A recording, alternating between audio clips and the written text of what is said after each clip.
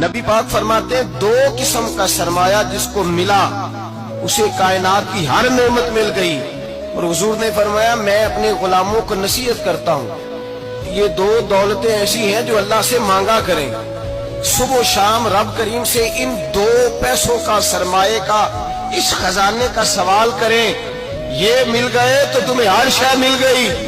یا رسول اللہ وہ کون کون سی چیزیں ہیں؟ فرمایا ایک جس شخص کو اللہ نے معاف کرنے کی دولت عطا کر دی, جو معاف کرنے لگ گیا, جس کی طبیعت میں درگزر آ گیا, جو معاف کرنے لگا, غلطیاں معاف کرنے لگا, جس کو ایک دولت یہ مل گئی.